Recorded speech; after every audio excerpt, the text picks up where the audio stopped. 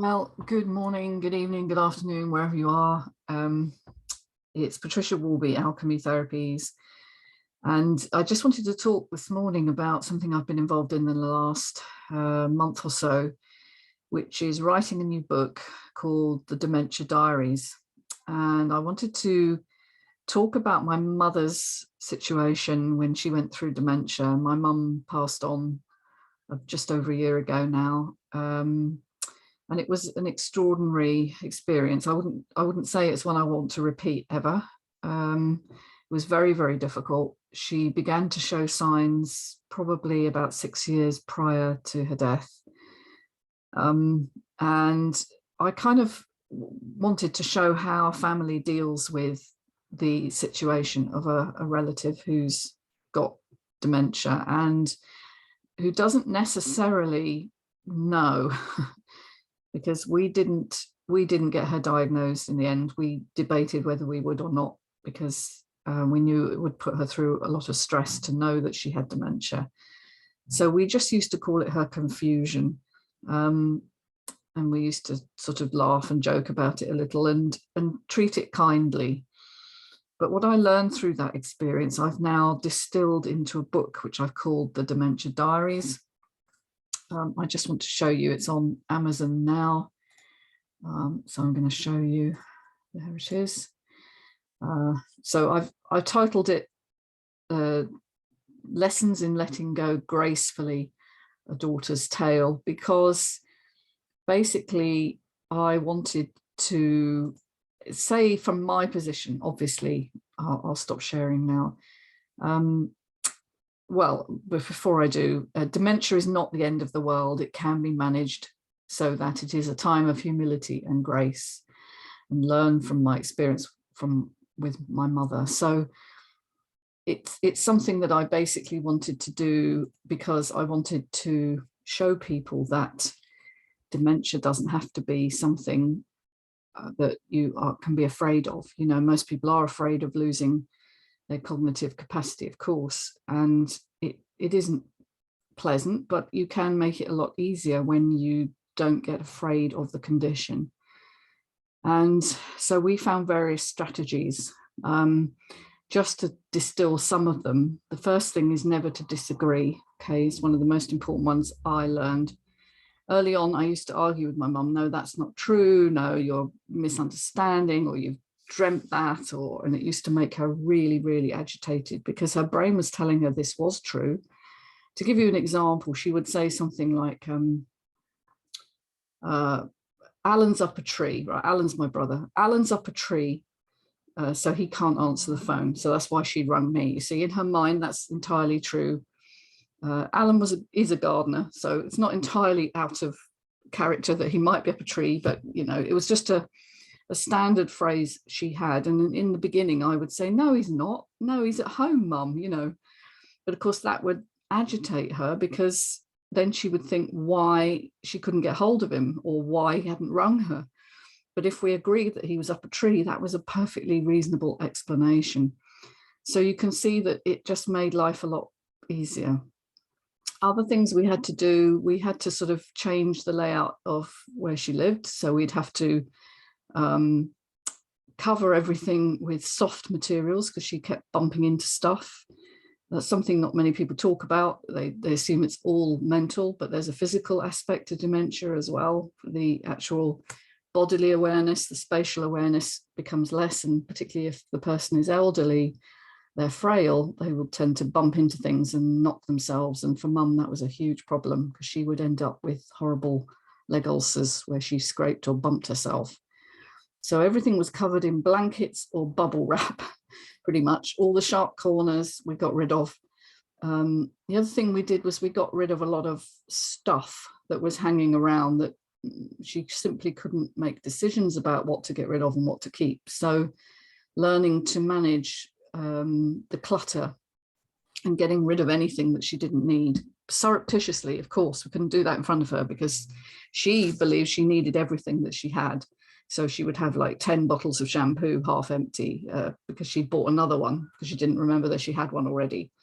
And so we would just decant what we could and get rid of what we didn't need, and clothes were another issue, because she would love to pretend that she had, you know, she could try on all these different clothes, but actually most of them didn't fit her anymore because she'd lost a lot of weight. She had vascular dementia, I believe, and it was sort of brought about by a heart condition. So there were lots of things that we had to do with her clothes, like get rid of quite a lot. I had to buy quite a few new ones to fit her decreasing frame. But of course, she wouldn't like that, because she feels like you're then treating her like a child. She wanted to choose them herself. So the other thing I learned to do was present the clothes as if she'd asked me to get them. So I would say, here are the trousers that you asked me to get, Mom. And she would go, oh, and assume that I had been following her direction. And then she was much more likely to accept them.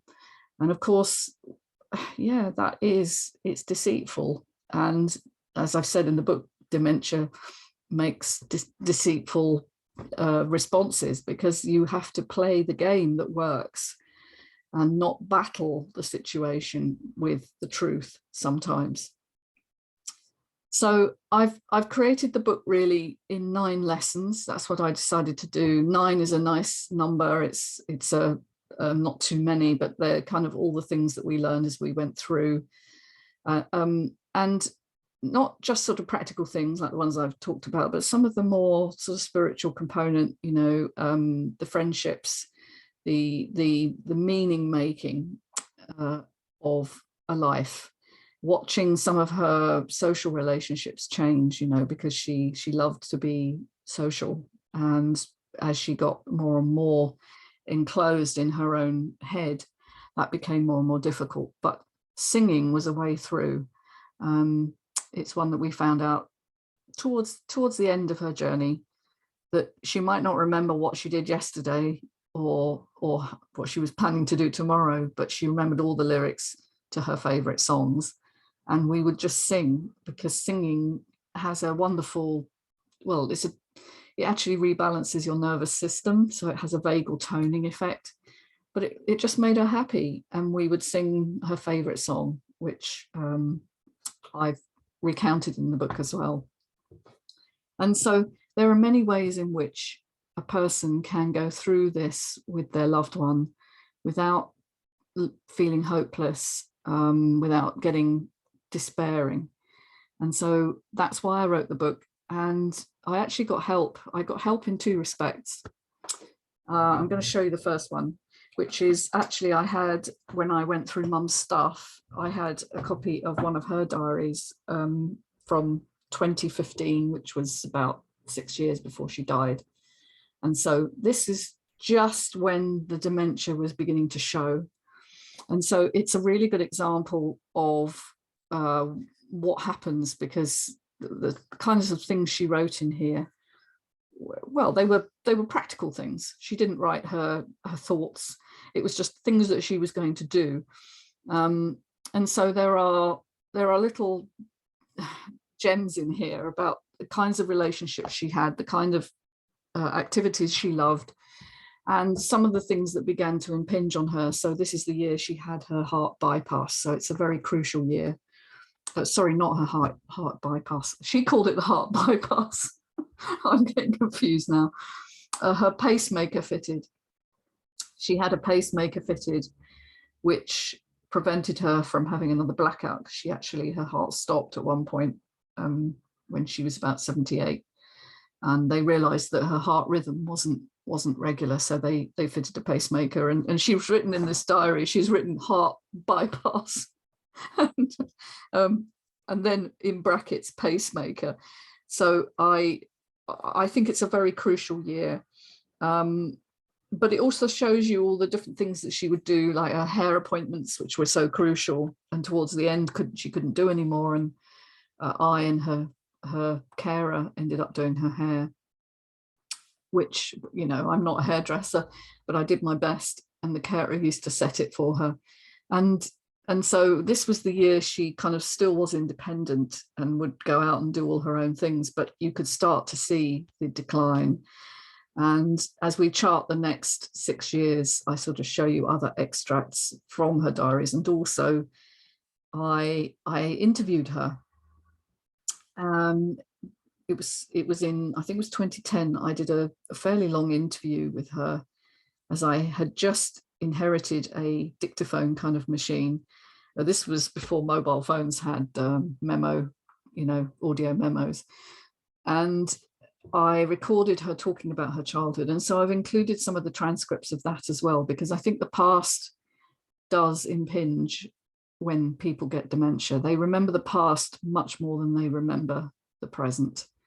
And so getting her to talk about her past then and being able to match that to what she was telling me now was very important, because she started to have what I believe were visitations from, the people that she had lost, her mother, her grandmother, my dad. She would say to me, my grandma's been to visit, and I knew what she meant. She had had a dream or a visitation, if you like, from her grandma, and I knew that meant that she didn't have long. It was a very strange time. But I wanted to include some of her history, because I wanted to put it in context, why her grandmother was so important to her. And you'll learn in the book why that was particularly so, because my mum was brought up by her grandma for a while. It's a very interesting story of two twins being separated. And I've included the transcript from parts of that interview. I've missed out the parts that weren't relevant. And I've got plenty more material to create more books from that, actually, because it's a very interesting story, her history. And then the second transcript I've included at the end of the book is one that we had with her after she'd passed. And I've said in brackets, skeptics be amazed, because obviously many of you are wondering, how could you have a conversation with someone after they've passed? Well, you can. If you have somebody very skilled to kind of channel that. And yes, I was very, very skeptical. I was, but I had a colleague, a friend who has that ability, and sat down with me, and she knew nothing about my mum. I hadn't told her anything. I just said she'd recently passed. And we had this amazing conversation where my mum clearly was guiding her to tell me things, because she couldn't possibly have known half of the stuff. And not just the information, but the way it was delivered was very much my mother. The humor, the way she acted physically, some of the things that she talked about were just very, very clear. So I've included the transcript of that conversation as well, because my mother said, now get this, she said, we're going to be writing a book together. And I was like, at the time I had the conversation, I was like, I don't know, what were you talking about? And of course, now it's become really obvious to me. Yes, of course, we're writing this book together. Of course we are. I have her diary. I have her memories. I have connection and memories of my own. And now I've brought them together in this short book. It's 100 pages roughly. And I've called it the Dementia Diaries, because that's really what inspired this work. And if any of you are interested, I will include the link below. It's available on Amazon now. And I'm hoping to do an audiobook version in the not too distant future as well. So thank you for listening. If any of you have questions about dementia, the links and references at the end of the book may also be useful.